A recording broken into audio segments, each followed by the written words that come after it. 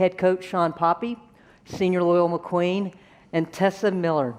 Sean, I want to start with you. You're coming off 2 great seasons, 2 SoCon championships. Why the move now to come to Clemson? Yeah, I was very, very fortunate for my 2 years in Chattanooga. We had a lot of success. We had a chance to bring everyone but one back this upcoming year. So there was no plan to move. But when Graham called, Clemson is something I've looked from afar a long, long time. You look at my history and where I'm from. I spent a lot of years in the upstate of South Carolina. And so although I've never been a part of Clemson, you always were a fan for what they were doing. And so I listened, right? And then it didn't take long that they matched everything that I was looking for an opportunity to come to play in the best women's basketball conference in the country, right? And compete at the highest level. Familiarity, obviously, during my time at Virginia Tech, but felt like the one thing at Clemson that had been missing, if you look at athletics in a whole, was the women's basketball program really reaching its expectations. And so it's a challenge, but I think we have everything in place, the people in place, and now it's up to us to get to where we need to be.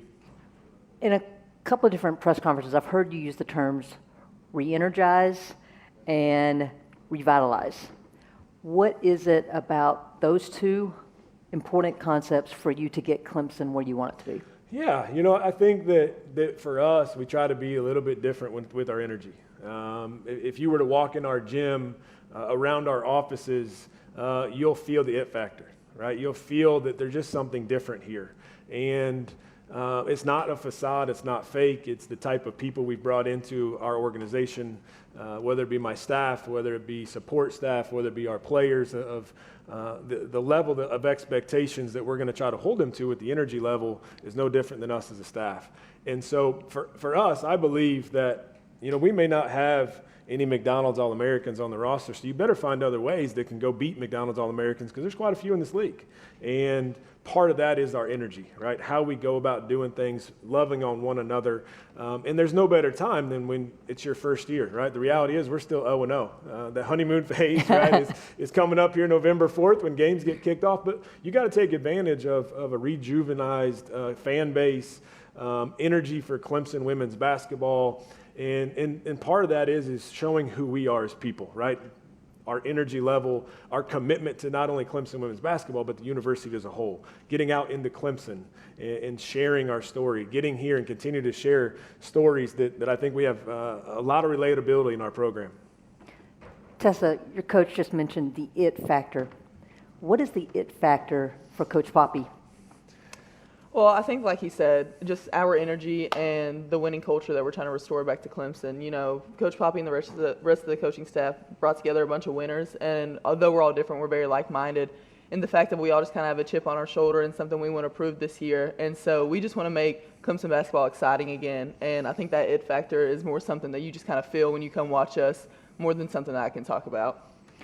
Loyal, what's it mean to you to come back to your home state and finish out your career? No, I mean, it means everything. The timing the timing is everything. Just coming back to my home state. One thing that me and Coach Poppy talk about all the time is like legacy, just leaving Clemson better than the way that I found it. So I'm just excited for the year, and I'm excited that I got a chance to play for Coach Poppy. Sean, you've been out of the league for 2 years.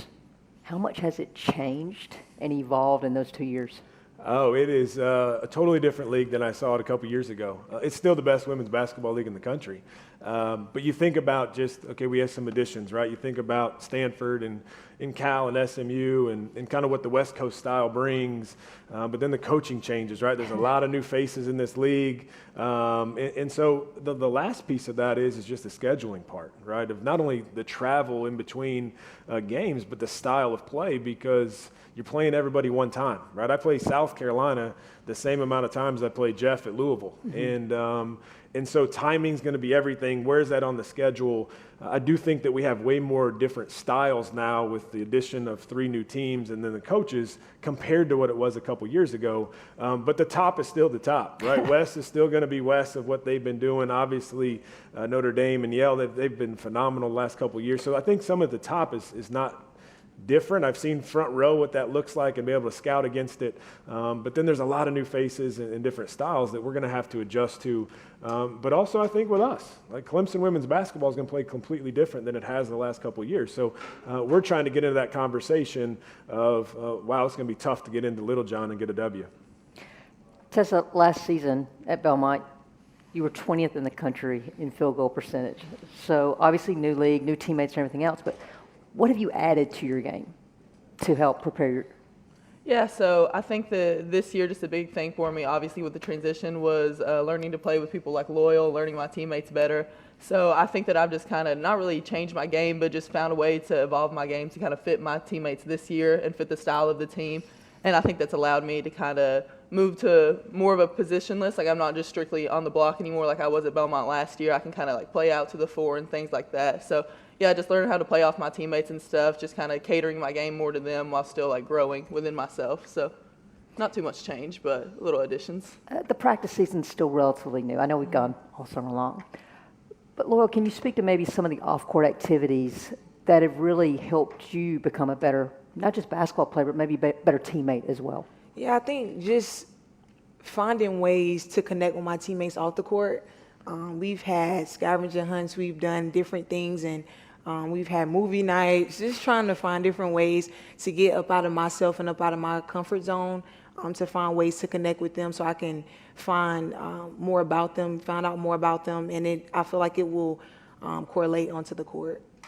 Need to ask her that about 4 more days from now. We're going to Charleston this upcoming week for a little team bonding fall break trip. So we'll get back to you next week on what that looks like.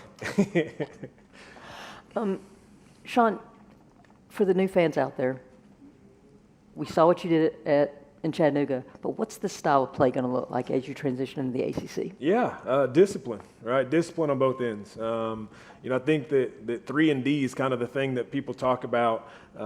If you look at our teams, again, even my last couple of years at Virginia Tech, and then it filtered into Chattanooga. Last year, we were top 15 in the country in three-point field goal percentage. We were top 15 in the country in field goal percentage defense. So you put those two things together, and I'm not good at math, you're going to win a lot of games. But it's something we talked about our team. We're not going to force a ton of turnovers, pack line style, and really play the field goal percentage game, right, of forcing people to try to beat us to their weakness. I know there's not a ton of weakness in this league with players, and so we have to be ultra disciplined on that end. That then allows, we're not going to be overly big. It's something we talk about every day. We joked around the other day calling ourselves the tiny Tigers, right? But we got to be okay with that, right? Have a chip on our shoulder to be able to rebound as a team and then get out and play in transition. I think that we've got a really interesting group of people that can play different styles. I think we have the ability to play fast in transition, all while having an opportunity to slow the thing down and play in some half-court basketball, but it's not going to be one where one person's dribbling over and over and over again. One's getting all the touches. I think we're going to beat you by committee, right, and have an opportunity for be a lot of balanced scoring, but led by these two next to me of Loyal, have an opportunity to push in transition. And like Tess said, she's playing inside and out, and I think you'll see that a lot with our kids if we just move them around and play multiple positions. Ladies, I'm going to ask each of you. Tessa, you go first. Give me a teammate that you don't think people may not know much about right now, but as soon as the season starts, look out. Man, I feel like you could say that with a lot of us, honestly. I think that Hannah Cone is a great person to watch out for. Obviously, she had a very good three-point percentage, so people know her name, but I think she's going to bring a lot to us this year, and I think she's going to be an amazing shooter for us, and people need to watch out for her. I'm going to go with Mia Moore. I feel like she hasn't played as much. She played at UAB last year. Super athletic, great rebounder, great scorer, probably pushing transition. So watch out for Mia. Sean, Loyal, Tessa, Tiny Tigers here. Look out, ACC. Yeah. Thanks for having us. Thank you, guys. Thank you.